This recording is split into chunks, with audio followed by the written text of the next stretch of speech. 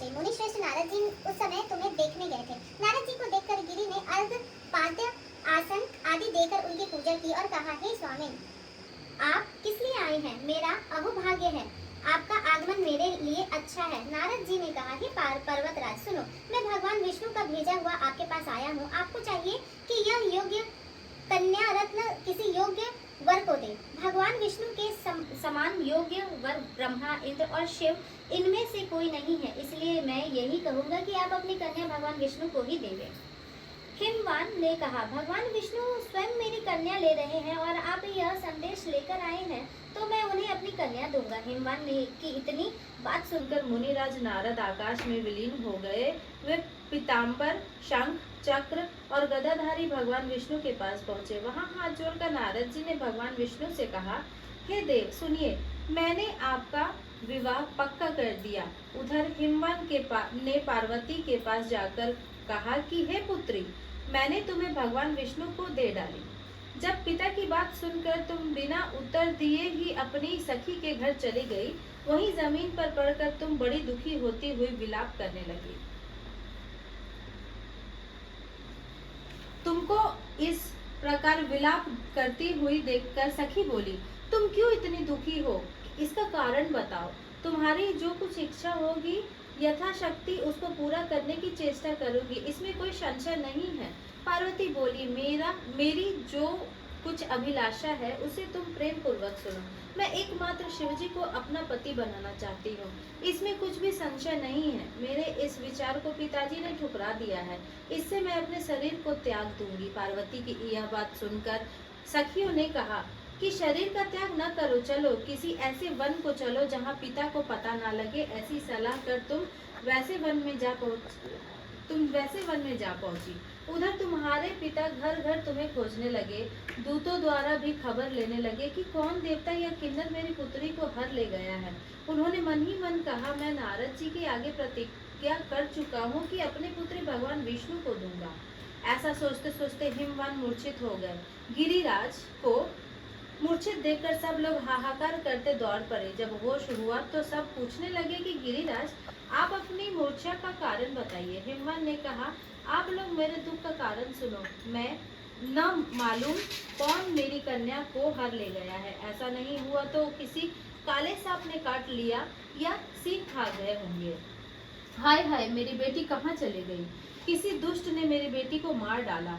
ऐसा कह वे वायु के झोंके से कांपते हुए वृक्ष के समान कांपने लगे। इसके बाद हिमवान तुम्हें वन वन खोजने लगे।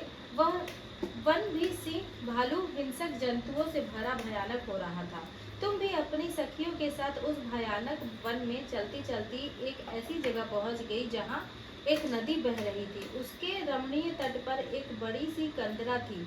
तुमने उस कंदरा में आश्रम बना लिया और मेरी एक बलुकामी प्रतिमा बनाकर अपनी सखियों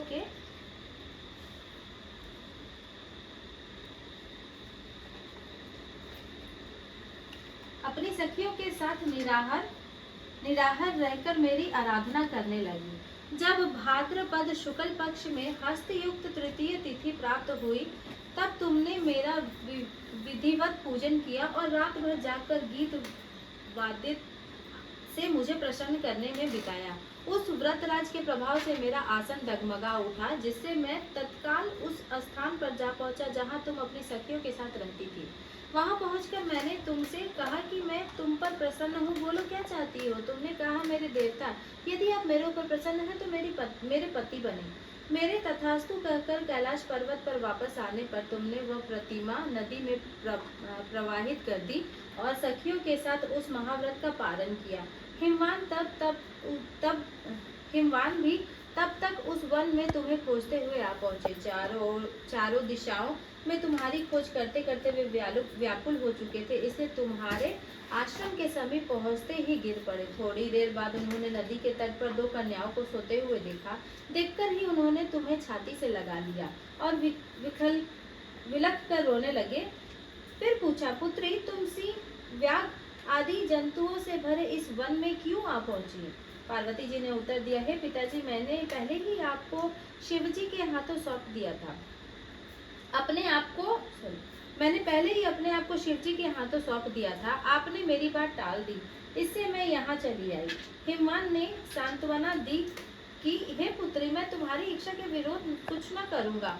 वे तुम्हें अपने साथ ले घर आए और मेरे साथ तुम्हारा विवाह कर दिया। इससे तुमने मेरा अर्धासन पाया है। तब से आज तक किसी के सामने मुझे यह व्रत प्रकट करने का अवसर नहीं प्राप्त हुआ है। हे देवी, मैं यह बताता हूँ कि इस व्रत का हरतालिका नाम क्यों पड़ा। तुमको सखियां हर ले गई थी, इससे हरतालिका नाम पड़ा। पार्वती जी ने कहा, हे प्रभु, आपने नाम तो बताया, अब इसकी विधि भी बताइए। इसका क्या पुण्य है, क्या फल है, यह व्रत कौन करे। श्री शिव जी पार्वती जी से कहते हैं, हे देवी, मैंने समस्त स्त्री जाति की भलाई के लिए यह उत्तम व्रत बतलाया है। जो स्त्री अपने सौभाग्य की रक्षा करने चाहती हो, वो यत्न पूर्वक इस व्रत को करे।